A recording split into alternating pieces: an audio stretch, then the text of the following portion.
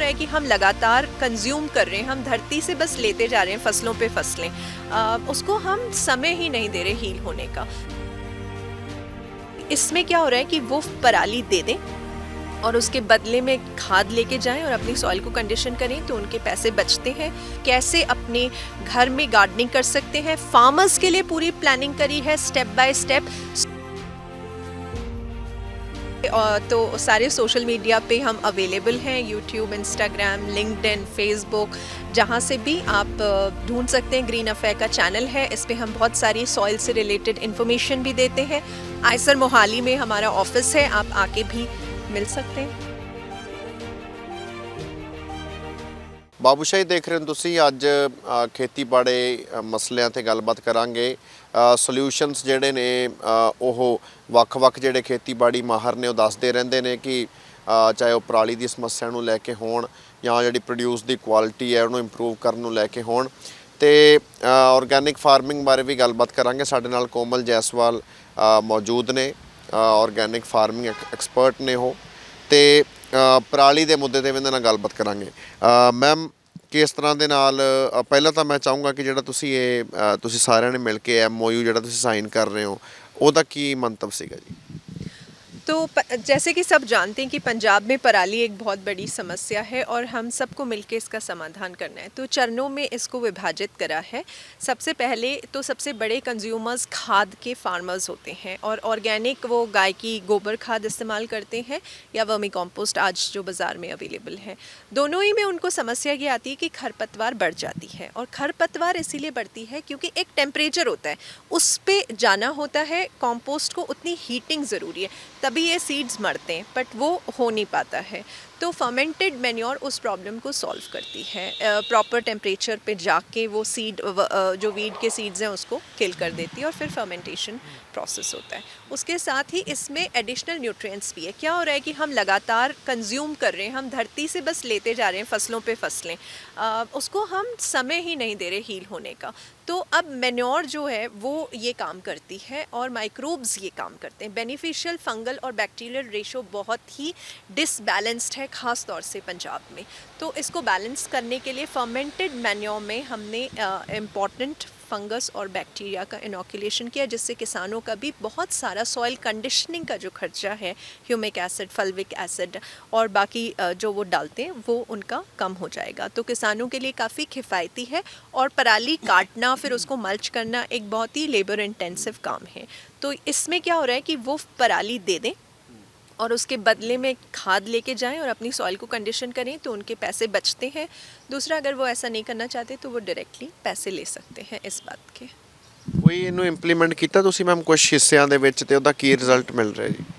फाजिल्का में इम्प्लीमेंट हो रहा है ये, और बहुत अच्छा रिज़ल्ट आ रहा है। ऐसा मैं अनुमानित करती हूँ कि अगले साल तक फाजिल्का पराली जलाने की लिस्ट में से फाजिल्का का नाम नहीं होगा। ਤੇ ਹੁਣ ਇਹਨੂੰ ਹੋਰ ਤੁਸੀਂ ਵਧਾਉਣਾ ਬਾਕੀ ਪੰਜਾਬ ਦੇ ਹਿੱਸਿਆਂ ਦੇ ਵਿੱਚ ਵੀ, ਉਹਦੇ ਲਈ ਕੀ ਰੋਡ ਮੈਪ ਹੈ ਜੀ?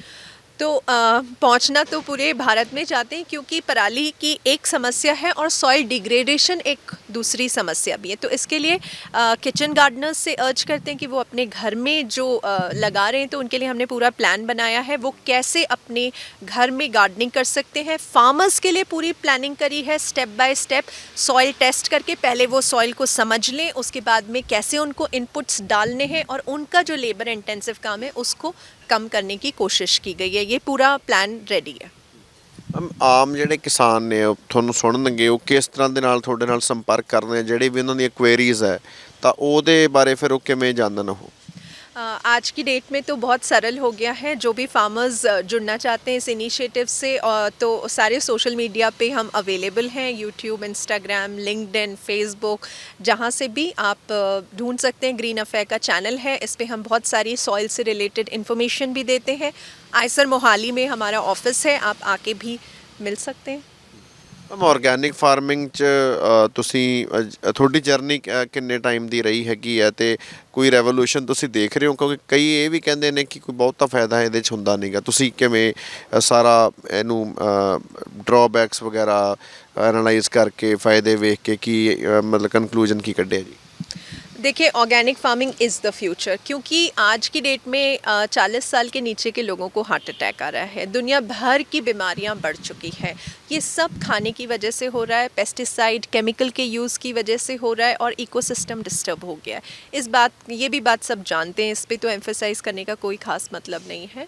लेकिन मुद्दे की बात यह है कि ऑर्गेनिक फार्मिंग का फ्यूचर क्या है। देखिए, जब ऑर्गेनिक फार्मिंग 12 साल पहले जब इस पे बात होती थी तो लोगों को लगता था कि संभव ही नहीं है, एक तो यील्ड नहीं आती और दूसरा पैसे कौन देगा। बट थैंकफुली कोविड की वजह से बहुत सारे जो लोग हैं, ज़्यादातर सभी एजुकेटेड हो गए और वो जानते हैं कि उनकी हेल्थ कितनी इंपॉर्टेंट है, तो सब ऑर्गेनिक फूड ढूंढ रहे हैं। आईटीसी एक बहुत बड़ा प्लेयर है इस मार्केट में, और अब अमूल भी आ गया है, तो लोग ऑर्गेनिक प्रोडक्ट्स खरीद रहे हैं। बस बात ट्रस्ट की है, तो उस पर भी हम काफ़ी काम कर रहे हैं। जब ऑर्गेनिक फार्मर्स के साथ में हम काम करते हैं तो सोइंग से हार्वेस्टिंग तक हम वीडियोस दिखाते हैं कि कैसे सारी चीज़ें प्रॉपरली साइंटिफिक मेथड्स को यूज़ करके हो रही है, तो यील्ड की प्रॉब्लम भी सॉल्व होती है इसमें। और सबसे इम्पॉर्टेंट है, देखिए, आपका डॉक्टर बहुत एजुकेटेड है, बट आपके फार्मर का एजुकेटेड बहुत होना ज़रूरी है। तो हमने तो सॉइल वैन भी लॉन्च करी है, जिसमें हम फार्मर्स को दिखाते हैं कि उनकी मिट्टी में क्या बचा है और वो कितने साल सस्टेन कर पाएगी। तो फार्मर्स को एम्पावर करना, उनको एजुकेट करके, और जितना एजुकेटेड हमारा डॉक्टर है उतना एजुकेटेड हमारा फार्मर होना चाहिए। हमारे फार्मर को पता होना चाहिए कि उसकी मिट्टी में क्या है, और ये कोई रॉकेट साइंस नहीं है।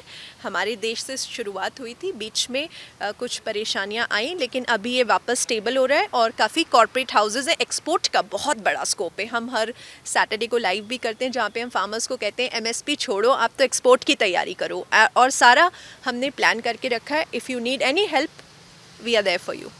ਜਿਹੜੇ ਆਮ ਛੋਟੇ ਕਿਸਾਨ ਨੇ ਉਹਨਾਂ ਦਾ ਰਿਸਪੌਂਸ ਵੀ ਚੰਗਾ ਮਿਲ ਰਿਹਾ, ਤੁਹਾਨੂੰ ਸਮਝ ਹੀ ਆਉਂਦੇ ਆ ਸਾਰੀਆਂ ਚੀਜ਼ਾਂ ਇਹ? हाँ, बहुत सारे फार्मर्स, 1000 फार्मर्स के साथ में तो हम ही काम कर रहे हैं। पूरे देश में अलग अलग जगह पे फार्मर्स काम कर रहे हैं ऑर्गेनिक फार्मिंग पे, कुछ पर्टिकुलर प्रोड्यूस पे, कुछ मल्टीपल प्रोड्यूस पे, और मार्केट भी इसका बनता जा रहा है। इसका फ्यूचर डेफिनेटली ब्राइट है।